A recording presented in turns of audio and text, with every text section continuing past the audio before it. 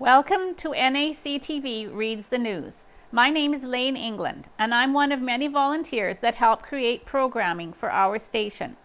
NACTV can be seen on MTS Channel 30 or 1030, Westman Cable Channel 17, Bell Satellite Channel 592, or online at nactv.tv.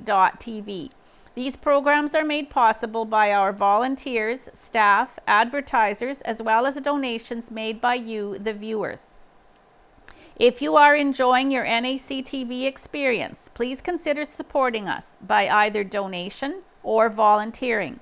You can contact our office at 204-476-2639 or at nactv@wcgwave.ca.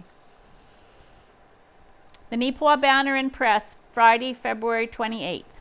Spruce Plains RCMP Arrest 4, submitted by RCMP Media Release. On February 13th at approximately 7 a.m., Neepawa RCMP received a report of suspicious activity on Highway 261, approximately 4 miles west of Glenella. As officers were en route, the Operational Communications Center advised they received 2 more complaints about suspicious people in the same area, as well as a possible stolen vehicle. Officers arrived on the scene on Highway 261 near Road 77 West and found a truck and snowmobile which were both unoccupied. Shortly after arriving, a male drove up to the scene, advising that the snowmobile, along with an ATV, had been stolen from his father's property. He advised that 2 unknown males had been seen walking away from the abandoned truck and snowmobile, while 2 other unknown males armed with a firearm had fled on the ATV. Manitoba RCMP Police Dog Services, along with officers from Amaranth and Portage La Prairie detachments and Sandy Bay, Manitoba First Nations Police Service, were called to assist. A short time later, officers arrested the 2 male suspects on Highway 261 that had fled from the truck and snowmobile on foot. With the help of a drone, officers located the stolen ATV that was stuck in deep snow in a field. Police Dog Services were able to locate the 2 male suspects, and they were both arrested without incident. No firearm was recovered with the 2 suspects, but officers did locate one in the ditch where the snowmobile and truck were left. The investigation continues. Winter fun for all in Neepawa. A picture with different winter activities. The 2025 edition of Winterfest in Neepawa arrived a little late, but still proved to be a day of family fun. Due to the extreme cold temperatures on Louis Riel Day, the event set for the flats were rescheduled for Sunday, February 23rd. On this day, the weather was warmer, as were the spirits of everyone who attended. Rockin' Animal House changes hands by Casper Warehen. Some changes have come to a selection of Neepawa businesses recently. One of these is a transition of ownership for a local pet store, Rockin' Animal House. Previously owned and operated by Danielle Bell, new co-owners Kevin Kitson and Darina Scott have stepped up to the plate to continue the business. The date of their official ownership was January 2nd, 2025. I guess the biggest deciding factor was that I wanted to be at home more, said Kitson, previously a long-distance transport driver of 30-plus years. It was time for a change. Having missed out on a lot of growing up with my children, and we now have 11 grandchildren, I didn't want to miss out on them growing up, so it seemed like a no-brainer. While Kitson and Scott do not have prior experience operating a retail business such as Rockin' Animal House, the pair were eager to try something new. We had a lot to learn, and we are still learning every day, said Kitson. We have one employee, Hannah McDonald. She's our professional groomer. She started her schooling in September 2019, and upon completion started working for Rockin' Animal House in June of 2021. We are very lucky she decided to stay with us, as she knows the business inside and out. Kitson added, we have been welcomed greatly in the past almost 2 months with overwhelming support. Kitson and Scott are looking ahead to many years of serving Neepawa and the surrounding area. This includes a few plans that they seek to implement in the future. We're planning on expanding the business to include at least one more line of Canadian-made food brand and an expanded line of frozen meals for dogs and cats, said Kitson. We have various expansion projects to continue to grow the business. Best of luck to the new owners on their new venture. And the inset photo shows new co-owners Kevin Kitson on the left, Darina Scott in the middle, with employee Hannah McDonald on the right. McDonald started at Rockin' Animal House in 2021 and has remained there and through the recent change of ownership. And then there's an ad for Neepawa Ag Expo, an online timed auction, March 25th to 27th, 2025. The proceeds from this auction will go toward the Neepawa Titans Junior A Hockey Club, and 10% of auction proceeds will be donated to the Yellowhead Community Recreation Center for HVAC upgrades in the hall. And the editorial by Ken Waddell right in the center. I'd rather see ice in the rink, not on the road. It's the peak of hockey season at every level in this part of the world. Earlier this month, millions of Canadian hockey fans held their breath while Canada beat the United States at the Four Nations face-off. Canada beating the US at hockey always sits well with Canadian hockey fans, but given the political tension being caused by the American president, the Canadian victory was just that much sweeter. The older level teams in our paper's coverage are all hitting the ice with vigor these days. At the time of this writing, February 23rd, 2025, the Verdun Oil Capitals are battling for a playoff spot, while the Neepawa Titans have already secured their place in the MJHL's postseason. Over in the Tiger Hills Hockey League, the Rivers Jets, Minnedosa Bombers, Verdun Oil Kings, and Neepawa Farmers are all still involved in their league's postseason play, and all still presenting their communities proudly. On this particular day, my wife and I were planning to drive 2 hours to see a great-grandson play in his league tournament. Unfortunately, heavy fog and ice made the decision to keep us two older folks off the road. Guess we will try and keep in touch by way of the newly acquired live barn video service that is in most rural arenas now. It's not the same as being there, but it sure beats driving 2 hours in the fog. It's a busy week ahead for me, and when I heard that a second vehicle in our family succumbed to a deer strike, that pretty much made the decision to make the stay-at-home call. And speaking of deer versus vehicles, our first vehicle in the family this year to be victimized by a wayward deer will have been out of service for 4 months by the time we get it back on the road. I am told that body shops are backed up with dozens of vehicles at this time, and I have also been told it's all across the province. It's partly because MPIC has made some bad computer decisions and wasted millions of dollars in the process. I knew Autopac, and by extension their customers, were in trouble when Autopac decided to downplay the role of their agents and offer a computerized online service so customers could renew policies themselves, make claims and changes. Right, that's all we need is less personalized customer service and more automated online junk. It didn't work, it annoyed Autopac's very important agents, and was a total flop for customers. A recent relatively simple policy cancellation that I had to make took at least 20 minutes at the agent's office and 2 phone calls to the Autopac help desk. The final answer was new and unusual even for the help desk person and was very difficult to put into effect. I am not the brightest bulb when it comes to computers, but I have been using them to make a living for over 35 years. And there's no way I would have gotten that transaction done without an agent and the help desk. Anyway, back to hockey. It's more fun than wrecked cars and Autopac. In every arena at this time of year, there are playoffs and tournaments. Local and regional hockey has been a great way to get past the chilling days of January and February for decades now. This season is good for families, for communities, and for business. Arena lunch counters, restaurants, hotels, and gas stations can all thank hockey for a bit of midwinter prosperity. So, from international hockey to the Timbits and every age in between, I wish you a good, safe hockey and travels. Spring is coming. You can tell by the weather and by the season's activities we all love. Drive safe, play safe. Homebodies by Rita Friesen. Weebles wobble. This past decade, heck, my whole long life, I have felt like a weeble. What is a weeble?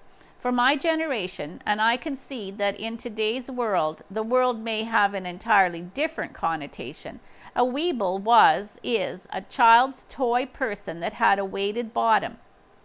They rocked, swayed, staggered, and rolled, but always ended upright.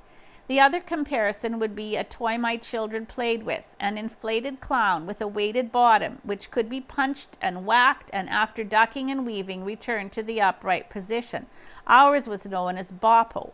Commonality is, of course, the weighted bottom providing stability. The weighted bottom is also one of my commonalities with both the weeble and boppo. There have been times in life when I have definitely identified more strongly with the clown. Times when life went so sideways that rather than crying, hysterical laughter erupted. The weebles were a much more sedate image than the clown, appearing more real than ludicrous, much like vast portions of my life, and probably of anyone's life. How many times does life go according to our plan? So many of my generation grew up with the dream of secondary education, marriage, family, career not always in that order. Tried as I might, and I wrote the blessed exam for European History 103 times, I was not able to have a diploma for completing grade 12. That and choices changed the trajectory of my life. My first marriage ended in divorce, and I became a single parent with 2 dependents.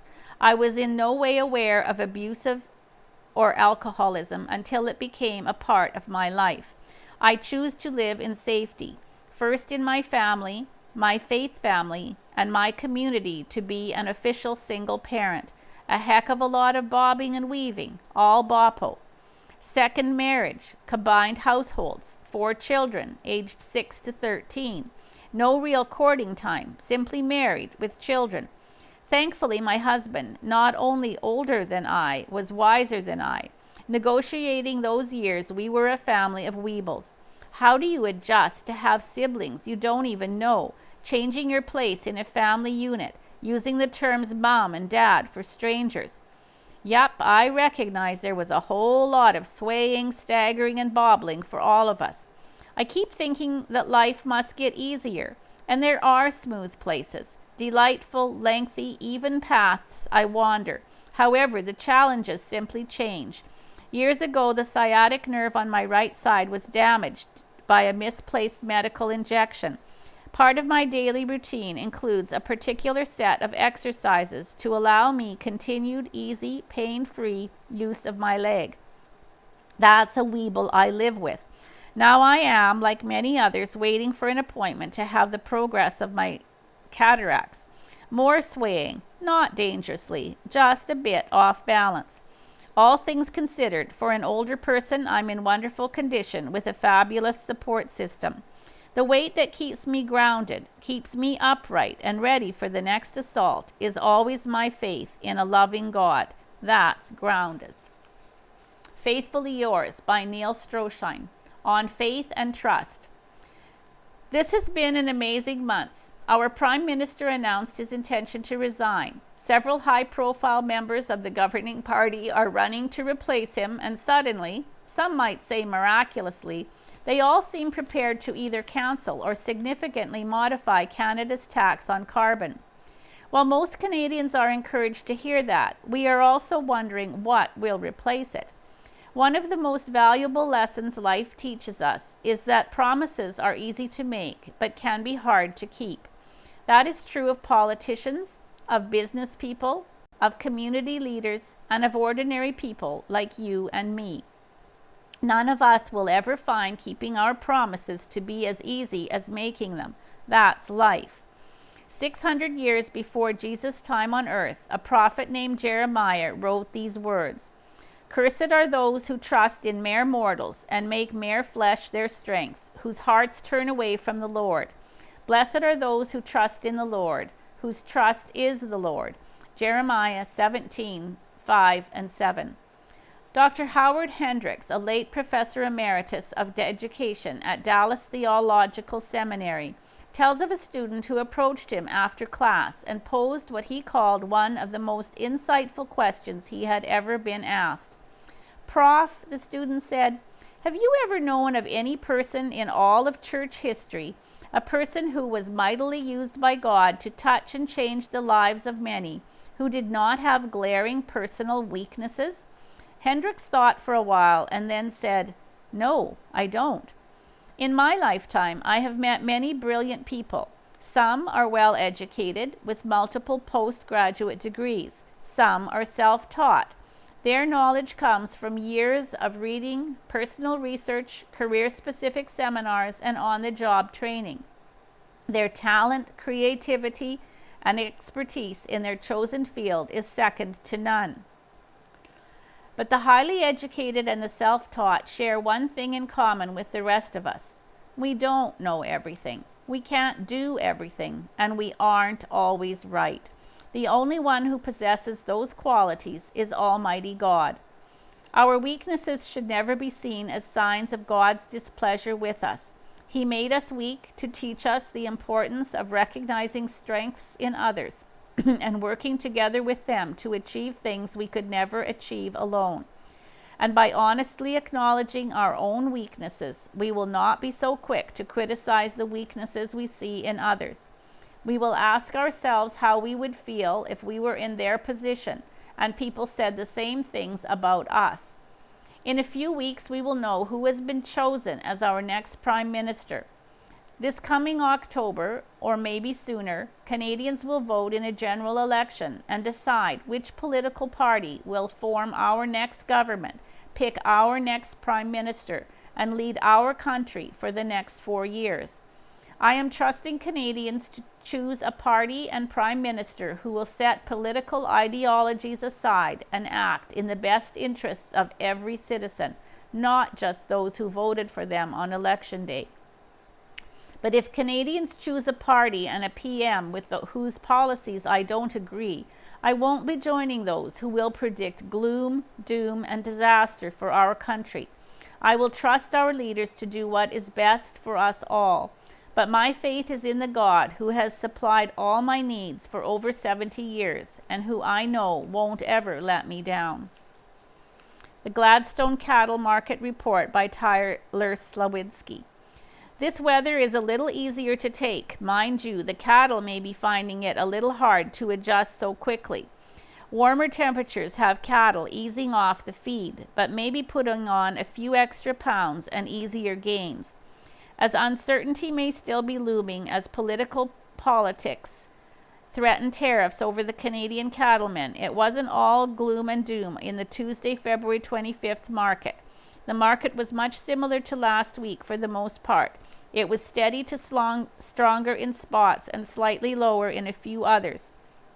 We saw stronger cattle futures and a lower Canadian dollar, which was positive for Tuesday's market. Grass cattle are selling very strong. In some cases, grass cattle that are being purchased now are selling for similar dollars per head as the heavier fed cattle. We saw a very impressive set of cattle on February 25th and very good quality. First cut cattle are selling strong. Most of the feeder cattle sold well, showing signs of market stability for the time being. Second and third cut cattle are definitely seeing discounts. If they don't fit the orders, they are soon sorted from the packages. Looking at that from a buyer's perspective, with the cattle being worth so much, it's not hard to see why, if the buyers are paying a premium, the cattle should fit the order. The cattle are still in strong demand, and I expect to see supply and demand create market stability moving forward. We sold 2,105 head of cattle through the ring and on the video sale in Gladstone on Tuesday. Cows and bulls are trending with higher averages. Feeding type cows and heiferettes are still selling stronger than yielding cows. Yielding cows still traded with strength from 178 to 195, looking like strong demands. Feeding type cows are ranging between 185 to 215. Bulls traded stronger, ranging between 225 to 235, with sales to 250 per pound. With these prices, it's not hard to see why we are still seeing plenty of cows and bulls trading weekly. Some highlights from the sale. Crossbred steers weighed 473, traded for a decent 583 per pound. Black steers weighed 561 and traded for 518. Black steers weighed 637 and brought 463.75. Charolais steers weighed 753 pounds and they hit 409. A set of fancy buckskin steers weighed 865 and they checked out at 374. Red X steers 978 pounds brought 350. Heifers, red, white-faced heifers weighed 445 and traded for 550. Black-hided heifers weighed 545 and brought 485. Crossbred heifers weighed 651 and made 406.50. Char X heifers weighed 718 and traded for 388. And last but not least, a big set of 946-pound black and red cow makers that sold locally for $322.50. Letters to the editor. If Carney wins, Canada loses. The Liberal Party leadership race is well underway, and we must pay close attention to the man being groomed as the next leader, Mark Carney. It's hard not to feel like this is just another attempt by the Liberals to sneakily manipulate Canadians into electing them for a fourth term.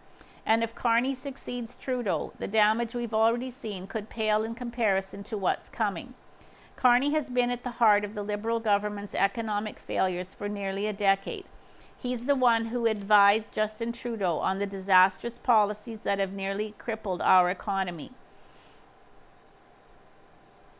Under Trudeau and Carney's watch, housing costs have doubled, food bank lineups have grown exponentially, and the national debt has skyrocketed. Meanwhile, our economy has become weaker, and we've become increasingly vulnerable to threats like Trump's tariffs. Carney was the one urging these policies on, yet now he's trying to present himself as the man who can fix it all.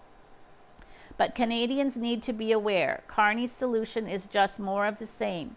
For years, Carney has been a staunch advocate for the carbon tax. He's pushed it relentlessly, even going so far as saying that carbon taxes have been applied sparingly and are set far too low. So when Carney says he'll change the carbon tax, don't be fooled. He won't axe it, he'll raise it. Not only that, he plans to get rid of the rebates that have offered some relief to Canadians. And the real kicker, he's hiding his true intentions. He won't tell us how much more his new, bigger carbon tax will cost Canadians. This is a plan that will only hurt everyday people, all while lining the pockets of government coffers. And this is continued on page 18. Then there's Carney's troubling secrecy around his financial interests. He's avoided being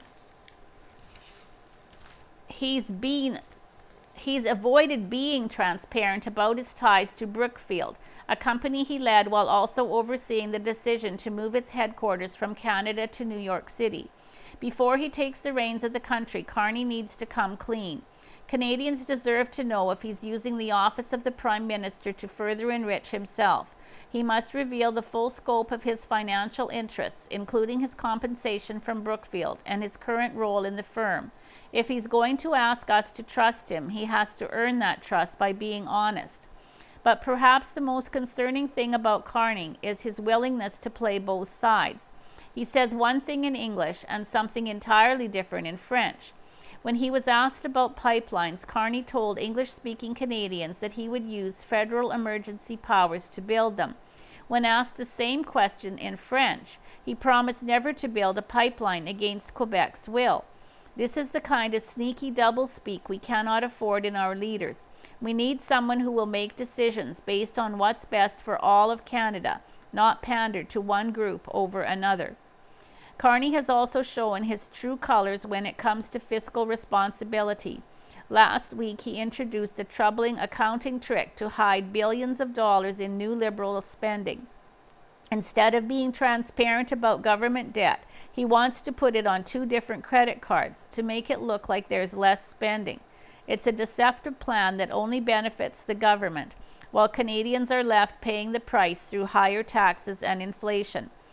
Mark Carney may try to present himself as the solution to Canada's economic woes, but we can't afford to let him sneak into power.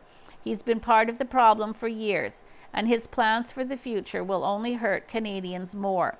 Before we trust him with the country's future, Carney needs to come clean about his intentions, his finances, and his contradictory statements. It's time for the truth." That letter to the editor was from Levi Cottingham of Birtle.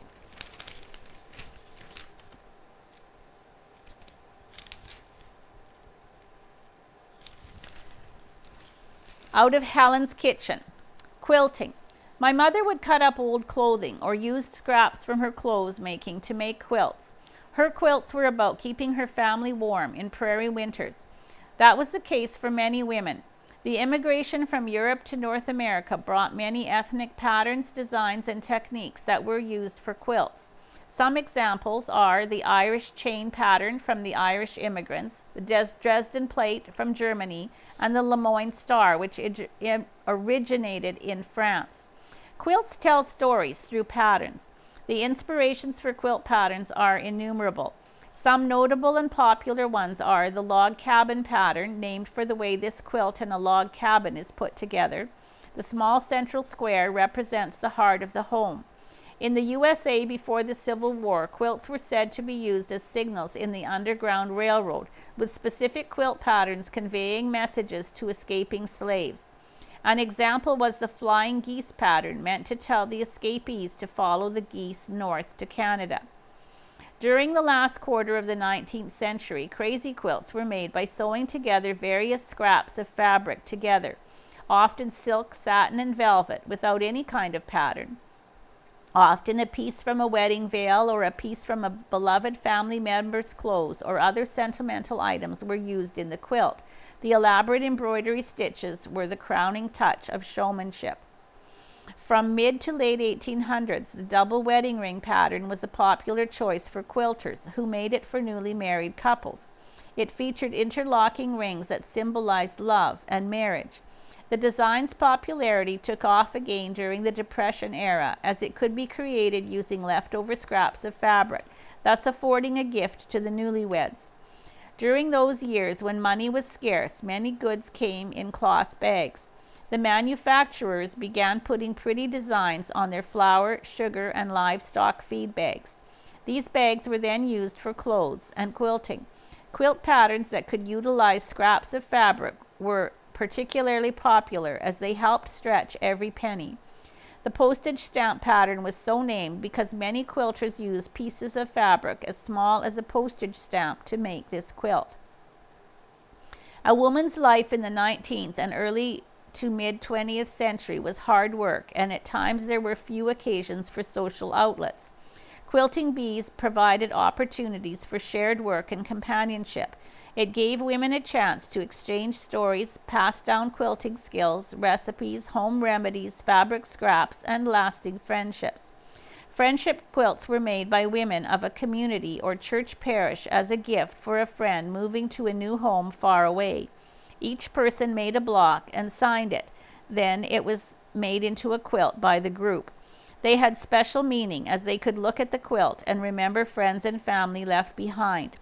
Some communities made quilts like these with all the ladies' names to be raffled off for fundraisers such as the Red Cross. I would like to say a thank you to the Victoria Quilt Canada ladies in Neepawa who provide homemade quilts to people living with cancer. Their hard work brings comfort to those dealing with cancer and lets them know that they are not alone. My husband received such a quilt and was so touched to receive it. When I am in my sewing room, I like to make simple meals to free up my time to sew. Try these 2 tasty recipes for your sewing day or any day when you are busy. And the recipe is for the pork chop casserole and the blueberry float pudding. An Opportunity to Expand by Casper Warehan. Provost Signs bought by Best Choice Auto. Businesses relocate. Some changes have come to a few Neepawa businesses recently. Among these businesses are Best Choice Auto and Provost Sign. Best Choice Auto is being relocated to 149 PTH West 16, with the move to be done by March the 1st. Val Suba of Best Choice Auto stated that the move provides the business with additional space to accommodate their upcoming expansions. The official date of possession was February 3rd. In the future, we will offer services including body wraps, tinting, and tire alignment, said Suba. We are excited to expand our reach and serve a broader community, fully leveraging our capabilities to deliver exceptional value and meet a wide range of needs. The former Best Choice Auto properties have since been listed for sale. Also in line with Best Choice Auto's expansion is the purchase of Provost Signs, which is also moving to 149 Main Street West to increase its accessibility and potential to serve the growing customer base. This move will be completed by March 1st. What drew us to acquire the business was the opportunity to expand our services, leverage its strong reputation, and reach a larger customer base in a thriving market, said Suba. We were inspired by the creativity and impact that custom signage and decals have on businesses and communities. The ability to bring unique, personalized signs to life and help clients enhance their brands was a driving factor in our decision to get involved. Suba added, at this time we're focused on continuing to provide exceptional service, but we remain open to new opportunities as the business evolves. Best of luck to the owners of this new and expanded venture. Neepawa Town Council, February 18th meeting by Owen Devereaux. The latest meeting of Neepawa Town Council was held on Tuesday, February 18th and covered a variety of municipal topics, including Councillor Deputy Mayor Murray Parrott updated the rest of council on a meeting with the Association of Manitoba Municipalities Executive. The agenda featured a varied degree of topics. Parrott noticed this provided a good sharing of information which should benefit the town. Councillor Yvonne Sisley discussed the postponement of the Louis Riel Day festivities due to the cold temperatures on that day and the rescheduling of those events for the next weekend. Councillor Jason Nadeau offered news from a Western Manitoba Library Board meeting held on February 10th. He noted that proceeds from a grant for a planned bookmobile in the area has fallen through. On February 13th, Nadeau attended a Spruce Plains Justice Committee meeting.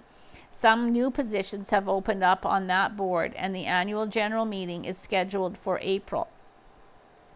Councillor Daryl Gerard said that the Finance Committee met on February 10th with administration.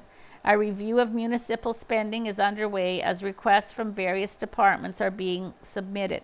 Gerard noted that development in the community has presented a few challenges. They are also talking about investment into road construction for around the new hospital. While the cost will be shared by various local municipalities, Gerard did state that Neepawa will be at the forefront of the expenditures when it comes to infrastructure. Manager of Operations. The latest report from Denny Saquette informed Council of recent meeting with the Finance Committee. They discussed the planning for several projects, including work around the new hospital site and the intersection of Highway 16. A special service plan has been brought forward related to garbage expenditures. Basically, there would be a special levy on taxes based on volumes, so people would see modest increases to the rates based on their usage. There will be a public hearing further explaining the plan on Tuesday, March the 11th. Currently, the town spends $633,000 a year on garbage and recycling, transportation, and disposal, with 27% of that recovered through grants from Manitoba Multi-Stewardship Association. New business. Handy Van Neepawa has asked Council to consider a $1.80 per capita donation to assist with operations. Based on the official current population, 5,685, the total request is for $10,233 for 2025. Council approved the request. The Beautiful Plains Community Medical Clinic's Recruitment and Retention Committee has asked for a funding increase. For the last decade, Council has committed $2,500 towards this effort.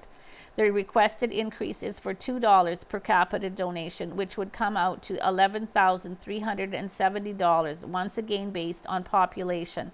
Council approved the request. The town of Neepawa has submitted an application to the Federation of Canadian Municipalities Climate Adaptation Initiative. The request is for support in coverage of the local action plan related to severe weather events. The design of a 65-meter retaining wall has been approved for the Hamilton Street expansion being built in the amount of $9,500 plus time and materials provided. Neepawa Habitat for Humanity update by Casper Wareham. Expected to confirm first family in near future. The Neepawa chapter of Habitat for Humanity is on the cusp of reaching a major milestone. Don Walmsley, a member of Habitat for Humanity Manitoba Neepawa, has reported that the organization is nearly finished with the family selection process for its very first house. We are very hopeful that we'll be able to announce very soon the recipient family, said Walmsley. We're hoping it's fairly imminent. The process of selecting a family is a rigorous one, with applying families needing to provide information such as financials, employment, current status of the family, and more. The selection committee then reviews each application based on some initial criteria to narrow things down. A credit rating process is then conducted by the parent organization of Habitat for Humanity. And really, it's to see, could this family that's being recommended, given their current debt load or income, handle the mortgage, said Walmsley. Nobody's going to set anybody up for failure. That's not the point here. Walmsley also noted that even if a family does not pass through the initial criteria, they can still apply again in the future. He also shared that securing a family selection in some cases is the biggest challenge. We've heard that from other jurisdictions. It's not a done deal because it's a rigorous process to go through, said Walmsley. It's not simply one hoop to jump through. It's a defined process. It's well worked out. In addition to this soon marking Habitat Neepawa's first ever family, this milestone is also important for a few other factors. It puts faces to the project, real faces, local faces, which is really the exciting part, said Walmsley. And the homes are built to accommodate the number of bedrooms the family needs. In other words, the family selection means that Habitat can then begin designing the floor plan according to how many family members there are. The project is really moving along. We are optimistic that we will be breaking ground in spring or summer. We're enthusiastic to go, Walmsley shared. In the meantime, there are still things going on behind the scenes. Habitat Neepawa is in the process of organizing further fundraising initiatives and pursuing an expansion of their volunteer base. The organization plans on having a public meeting to update the general public and present volunteer opportunities in the near future. Anybody can participate, said Walmsley, noting that it could be as simple as handing out flyers. Those looking for an opportunity to support Neepawa's Habitat for Humanity in the meantime and have some fun while doing so are encouraged to participate in its upcoming community bingo night. This will be held on February 28th at 7:30 p.m. located in the Neepawa Curling Club. Beautiful Plains School Division invites the public to view the 2025-26 public budget presentation available on the Beautiful Plains School Division website, https://www.beautifulplainssd.ca, Tuesday, March the 4th, 2025. A closer look at Lake Irwin's long-term viability. Neepawa Wildlife Association hosts public meeting by Owen Devereaux. It was an educational night in Neepawa on Wednesday, February 19th for some of our local hunting and fishing enthusiasts. On that evening, the Neepawa Wildlife Association hosted a public meeting at the Boston Pizza Team Room examining the management of fishing at Lake Irwin. The gathering included a presentation from our regional biologist with Manitoba Fisheries, Brody Kitch, who updated those assembled on the province's fish stocking program and fishery regulations. It was also a chance for members of the Wildlife Association to have their questions answered on an array of topics. Some of the items discussed included regulation requirements for the upcoming fishing derby, the potential introduction of new fish species to Lake Irwin, suggestions for improving the lake's spawning habitats, and whether or not a fish ladder should be constructed at the dam. A request was also made to Manitoba Fisheries for an oxygen test for Lake Irwin to be scheduled sometime in the winter months. Kitch said that is something he'll arrange for in the very near future. Along with the information shared by Manitoba Fisheries biologists, everyone was also provided an update on the lake's new aeration system. The system was installed in late 2023, early 2024, and is operated by the Neepawa Wildlife Association.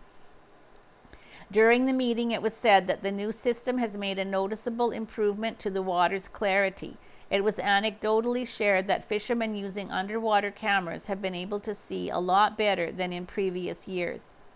Fish measuring changes. During the meeting, details on the upcoming Lake Irwin Classic Ice Fishing Derby were also clarified. Conservation officers were on hand to explain changes to the fish measuring procedure for this year. Volunteers will be strategically positioned in different areas of the lake to measure fish. When a fish is caught, anglers will need to signal for a volunteer who will attend to the location and measure the fish. Anglers are asked to not transport fish to the measuring stations. This will reduce stress on the fish and alleviate issues with anglers transporting oversized fish. And there's a photo. Pack and New Awesome ladies tie one on. Ladies from the congregations of Pack and New Awesome have been working together over the winter on a service project to make denim blankets for the Bear Clan to distribute to homeless people in Brandon.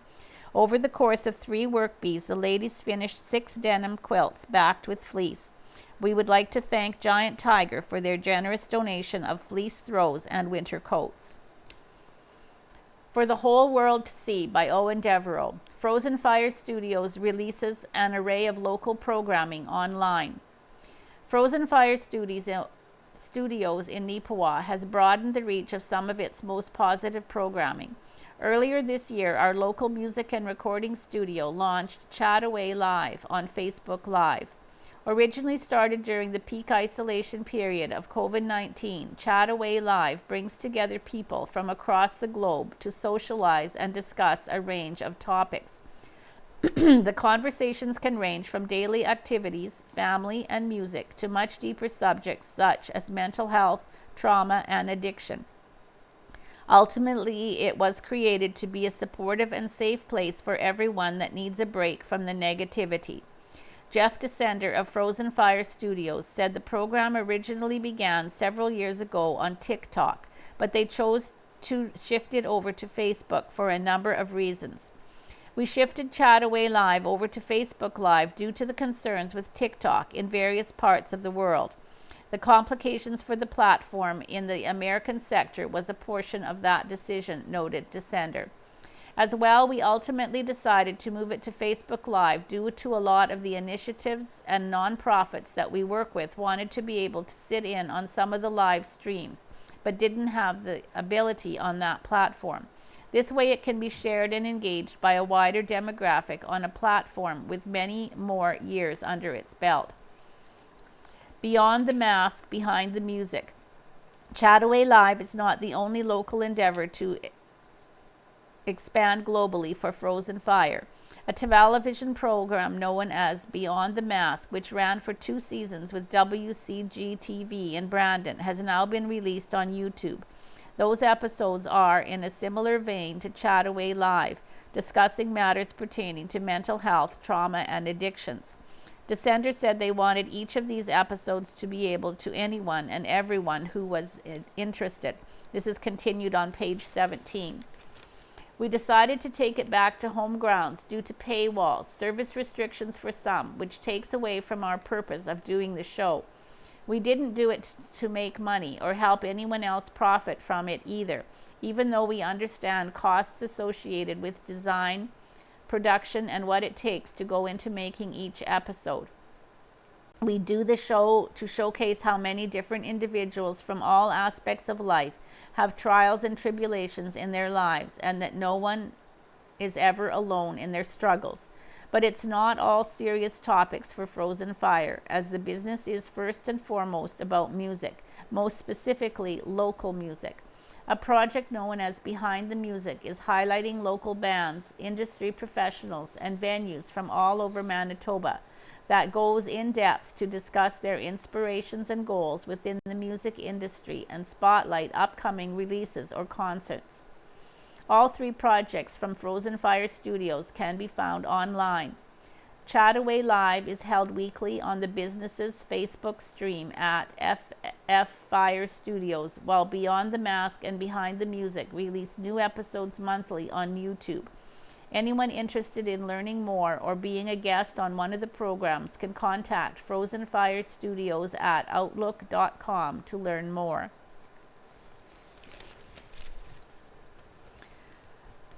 Neepawa Titans are playoff bound by Owen Devereaux.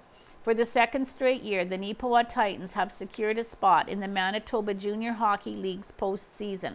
The team officially earned the honor with an impressive 5-2 win over the Waiwasakapo Wolverines on Saturday, February 22nd at the Yellowhead Centre.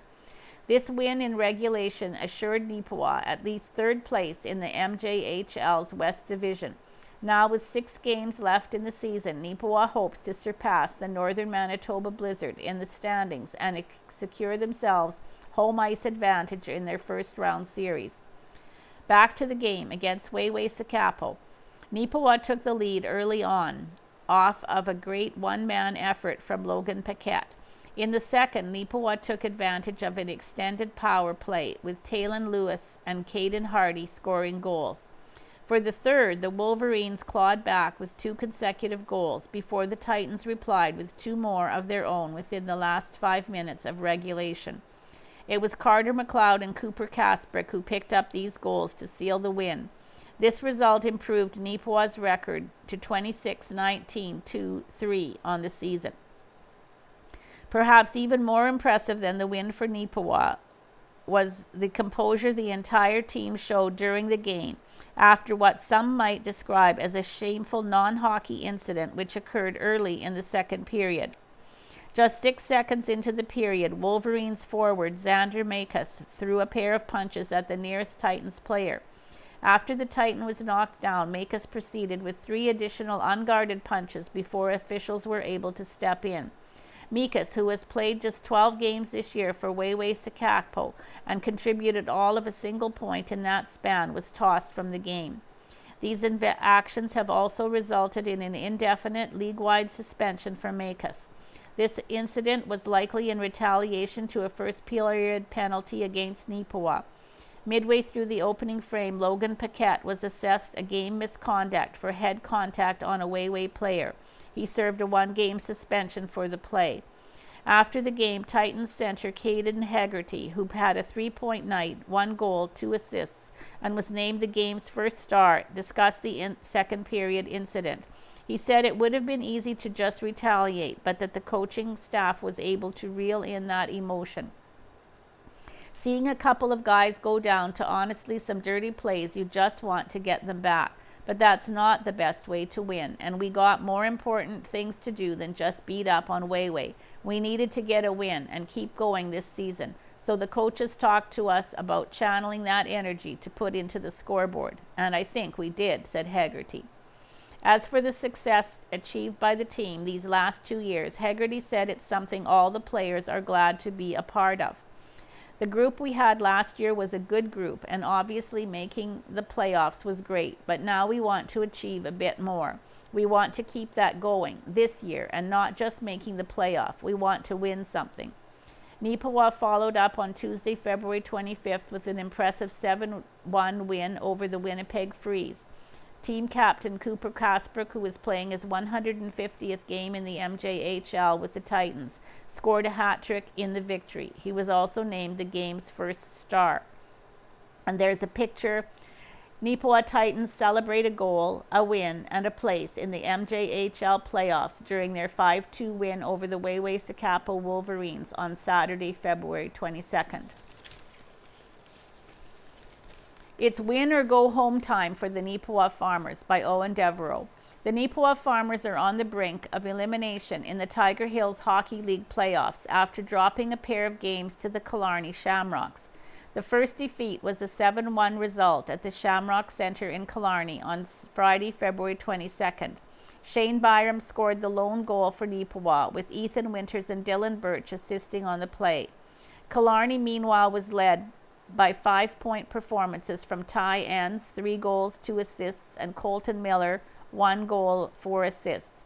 Other Shamrock scorers were former Neepawa Titan Rylan Goodnesson, 2 goals, 2 assists, and Colton Miller, who played his junior hockey with the Verdun Oil Caps.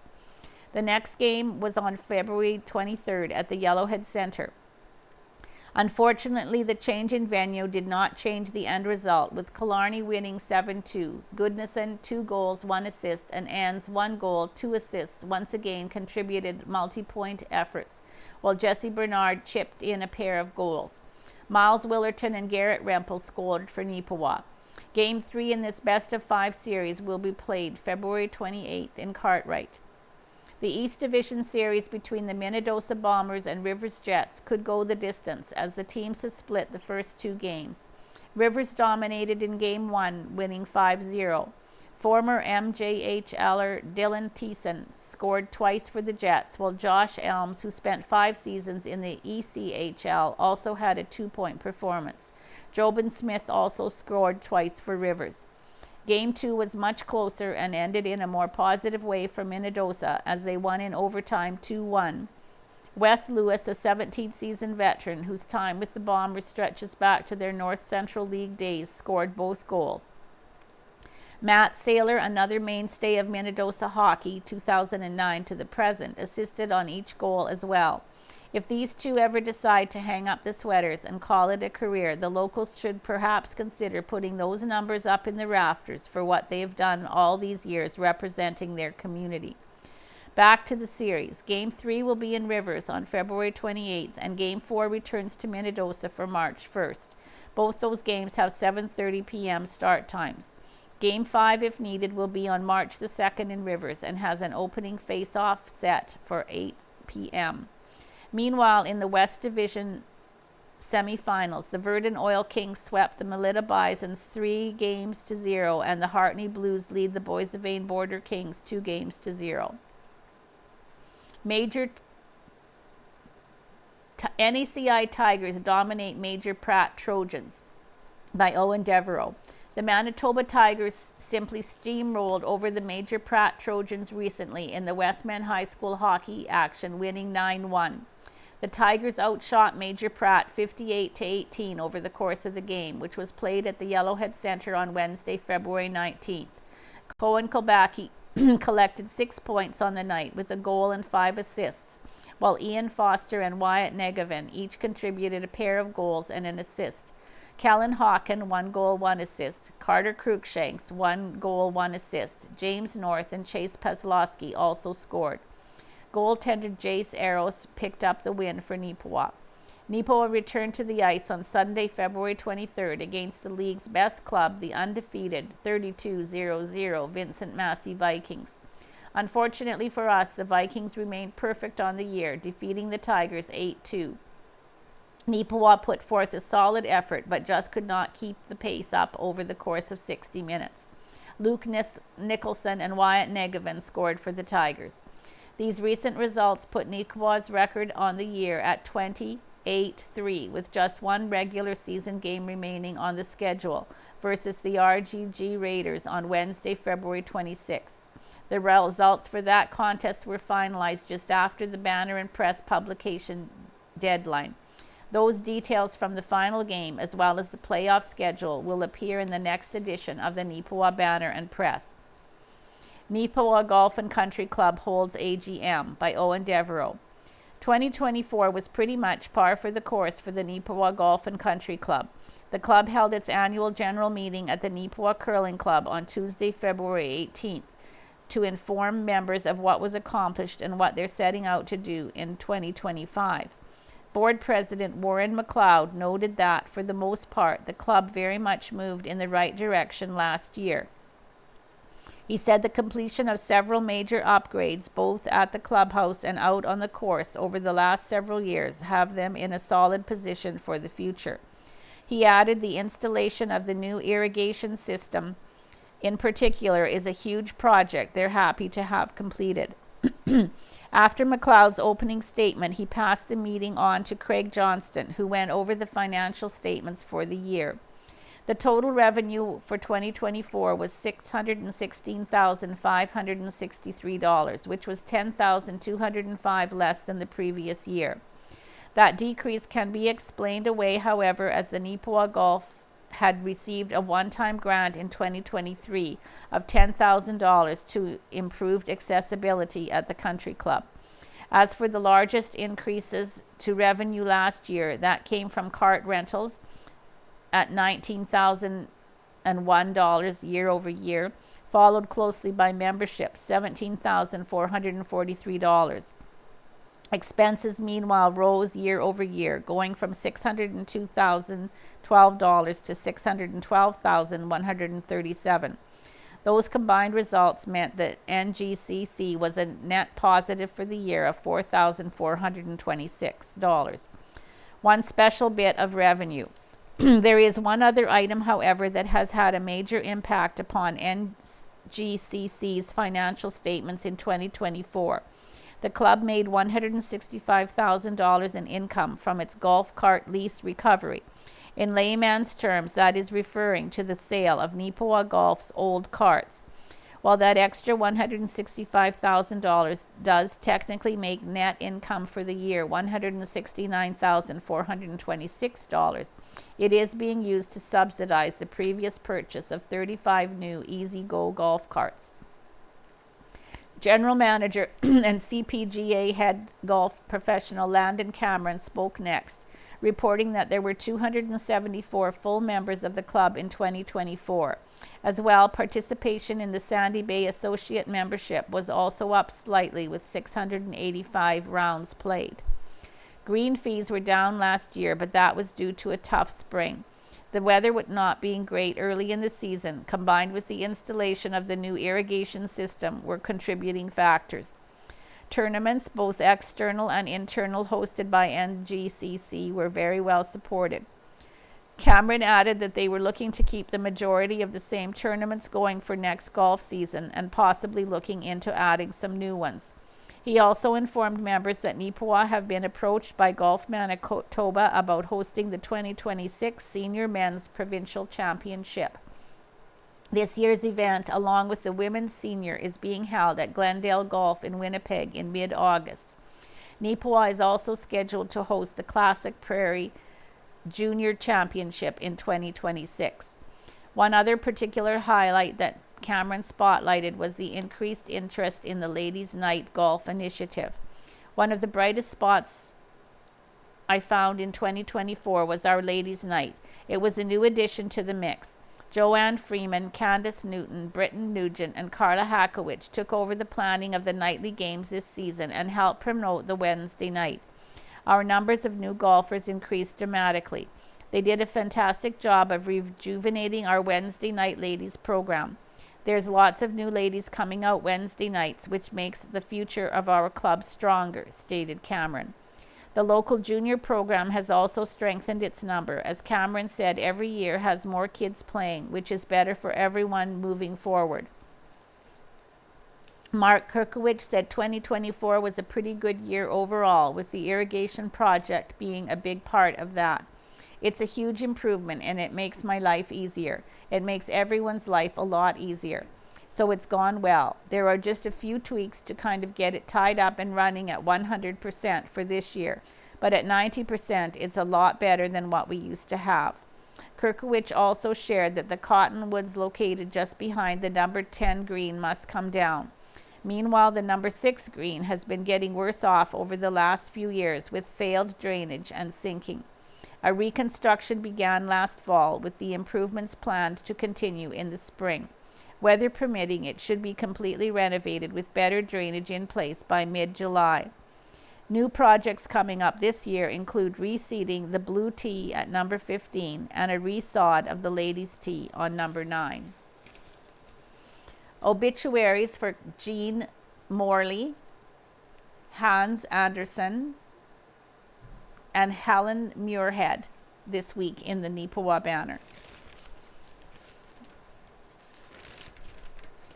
A busy time for expressive dance. There's a picture, members of Expressive Dance with Crystal, who performed at the Neepawa Care Home late last month. This was just one of a series of events that have kept the dance studio and dancers busy recently. Pictured in the back row are Brinley Marnock, Evelyn Warwick, Scarlett Watson, Samantha Gooden, Mackenzie Cole, Heather Gooden, Sophia Klipliff, Karen Scott, Crystal Scott, Clara Johnson, Blair Luhoe, and Jocelyn Zalewski. The front row, Cameron Conserata, Annie Birch, Matthew Gooden, Isla Watson, and Lucy Johnson. By the banner staff. Expressive Dance with Crystal has been buzzing with activity recently. Medal tests were held in the studio on Thursday, February 13th under the examination of Karen Baird. Baird is associated with the Scottish Dance Teachers Alliance, traveling all the way from Scotland to oversee the tests. In all, 21 dancers completed a total of 68 exams. Some exams included 3 dances, as well as demonstrating techniques. Additionally, many dancers completed up to 4 exams. Included in the exams were Highland dance, Scottish nationals, Irish jig, choreographies, and theory. The dance studio also noticed that everyone was successful and all theory participants received top honors. According to the information provided, the marking system was dance stars up to preliminary receive achieved, pre-bonds up to award 6 receive pass, pass plus, commended, commended plus, and highly commended. Crystal Scott said, several dancers received commended plus and highly commended for their hard work. I am so proud of my dancers as they continue to set goals and strive to keep reaching new achievements. Congratulations to all on their successful exams. Scottish Pavilion. Prior to the medal test, 21 dancers also participated in the Scottish Pavilion held at the Victoria Inn, located in Brandon, on Saturday, February 8th. The Expressive Dance with Crystal Highland dancers performed 3 dance sets. According to the studio, these dance sets showcase the diversity of these traditional dances and unique choreographies. The participating dancers hailed from Erickson, Lake Audie, Shoal Lake, Strathclair, Gladstone, McCreary, Minnedosa, and Brandon. Also on the docket for the dance studio and its dancers was an entertaining performance for the residents of the Country Meadows Personal Care Home on January 25th, 2025, on Robbie Burns Day. To participate in the day's performance, the dancers traveled from Shoal Lake, Gladstone, McCreary, Minnedosa, and Brandon. Kiwanis Club coming to Neepawa, submitted. When the phrase, "it takes a village," is brought up, it often evokes imagery of healthy communities going above and beyond for the overall good, or in another word, service. This word is at the heart of every Kiwanis Club. Kiwanis members stage more than 152,000 service projects, devote more than 7 million hours of service, and raise nearly $390 million for communities, families, and projects. Key club members pitch in 12 million hours of service each year, and CKI members add another 500,000 hours. Action Club members donate another 92,000 hours of service every year to communities. Add it all up, and that's more than 19 million hours of service every year. But that number will be a little higher if Kiwanis International representative Kendra Morris has anything to say about it. Kiwanis International is traveling to Neepawa during the week of April 7th with the hopes of starting a new chapter of Kiwanis to help benefit the city. They will be meeting with interested community members to help share valuable information to develop impactful service opportunities as they work to launch this new community service club. The team will be calling and making appointments with schools, business leaders, and individuals, and will be able to meet with anyone who is interested in the organization or has questions. The Kiwanis defining statement is, Kiwanis is a global organization of volunteers dedicated to improving the world, one child and one community at a time. Their focus is children, and it is stated on their website that a Kiwanian, on average, impacts the lives of hundreds of children each year. Kiwanis International has been around since January 21st, 1915, 110 years, and is in 85 nations. It has been actively engaged with the Action Club, Adults with Disabilities, CKI, college and university students, Key Club, high school students, Builders Club, middle school students, and K-Kids, elementary school students. Kiwanis helps meet the needs of children in local communities and around the world by raising money, awarding grants, and providing resources to clubs and members. Members also support Young Children Priority 1 from pregnancy to age 5, Bugs, Bringing Up Grades, Terrific Kids, Character Development, and Key Leader, Leadership Retreat for teens aged 14 to 18 programs. If you are interested in learning more about the Kiwanis Club coming to the Neepawa area, a community kickoff meeting will be held on Thursday, April 10th, 2025 at Arts Forward, 293 Mountain Avenue at 7 p.m. Kendra Morris is also available by email at kmorris@kiwanis.org or by phone at 1-740-357-5720. And the last part of our paper today is the Farmer's Advocate, Oak Lake Rancher Awarded Producer of the Year by Ken Waddell. Manitoba Angus Association 2024 Commercial Producer of the Year, the Sawatsky Ranch. The Sawatsky Ranch is located southwest of the town of Oak Lake. It has always been a family venture beginning in 1930, when our grandfather bought it and our grandmother had a market garden to help support it.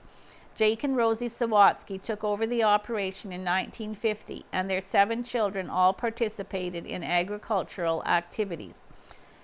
The 5 girls have families and live in Manitoba, coming out frequently to make themselves useful. Dan received a heifer calf from his uncle when he was born, drove tractor at the age of 9, and has been on the place full-time since the mid-1970s. David started by buying a bred heifer from proceeds of his trap line. He works the first part of the year as a tax professional and the remainder on the ranch. David's sons grew up doing chores and working with 4-H calves and are part of the labor pool. Nathaniel is studying at Assiniboine Community College in Brandon and working at Heartland Verdon while building a cow herd. Oliver is employed at Brandon Baring's rebuild shop. The operation consists of 4 sections of owned or rented land with 10 quarters of pasture, 5 of hay, and 1 of cropland. The grazing is divided into 4 one-bull and 1 3-bull pastures with stocking rates of 20 pairs per quarter. Most cows graze until late November. Beginning in 1970, there was usually an Angus bull in the herd, and in 1990 we began buying only Angus bulls. The branding program being developed showed potential, and we recognized the calving ease as well as the maternal strength of the breed. Calving starts in mid-March and is mostly done in 6 weeks. The calves are sold in mid-October with 30 replacement heifers retained. We attended 23 consecutive Cattlemen Connection sales and have also bought bulls from Stewart Cattle Company, Ramrod, Youngdale, and the Swindon Ranch. Manitoba Angus breeders have done an excellent job of developing good cattle, which have increased in popularity throughout the years. Manitoba feeder cattle have gained a reputation for quality, and Angus beef is a top-tier product. The above article was written by Dan Sawatsky and taken from the Manitoba Angus Association website. Nominations for the Commercial Producer of the Year are accepted from the membership each year and are decided on by the board. The winner is presented with their award at an MAA event. Dan, David, Nathaniel, and Oliver were all able to be at Ag Days 2025, where they were presented with the sign. And the picture? From left to right are Dan, Nathaniel, David, and Oliver receiving the Commercial Cattle Producer of the Year for 2024. Presenting the award is Taylor Ginter, Director on the Manitoba Angus Association Board. Ducks Unlimited Canada rewards Manitoba farmers for outstanding agronomy. Ducks Unlimited Canada has recognized 5 farms in southwest Manitoba for exemplary techniques in establishing perennial forages. The winning fields were judged to have the highest plant density, height, diversity, and lack of weeds in new acres seeded in 2024 through Ducks Forage Program. Landowners shared $10,000 in bonus incentives. To help make farms more profitable and sustainable, Duck provides programs and incentives for farmers who choose to restore and conserve habitat, explained Alex Griffiths, lead agrologist for the Forage Manitoba program.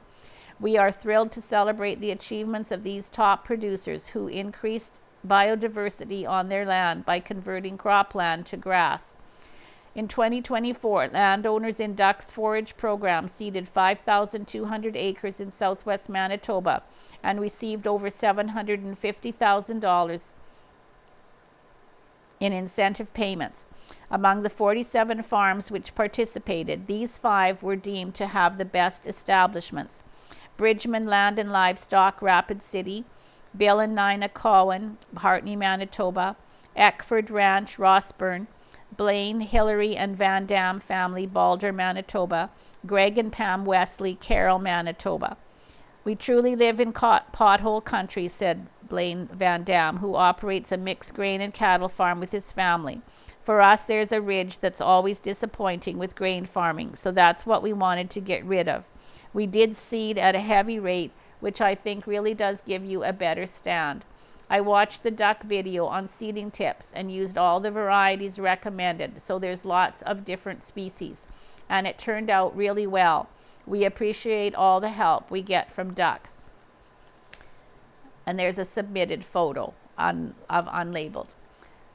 Keystone Agricultural Producers announce hiring of new general manager. Following an extensive recruiting process, I am pleased to announce that our board of directors has selected Colin Hornby as the new general manager of Keystone Agricultural Producers, said CAP President Jill Verwey. Hornby has been with CAP since June 2022 in the role of manager, communications, and stakeholder relations. Prior to this, he worked in government at both the provincial and federal levels, serving elected officials and providing strategic advice to senior staff and cabinet ministers.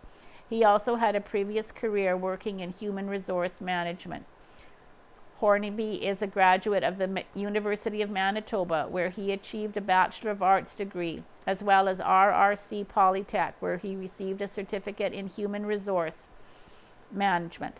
I am thrilled to be taking on this new opportunity with CAP, said Hornby. Since joining the team in 2022, I have been focused on ensuring CAP lives up to our vision of ensuring a prosperous future for all Manitoba farmers. I look forward to serving them in this new role and advancing their interests through our continued collaboration and forging of partnerships across the agricultural landscape. And finally, by Ken Waddell, Manitoba beef producers concerned for U.S. trade. Manitoba beef producers believe the threats of tariffs applied to the Canadian beef industry could be very harmful.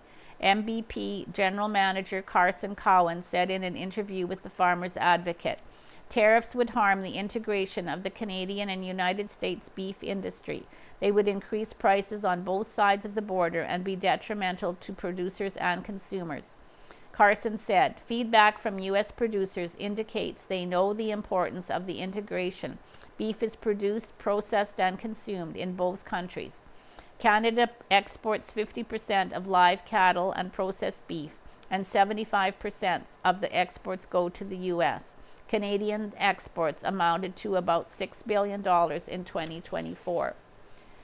And last, there's one picture of the NACTV varsity boys winning the Zone 7 basketball title on Tuesday, February 25th by a score of 82-67. Thank you for being with us on this presentation of the Neepawa Banner and Press for February 28th.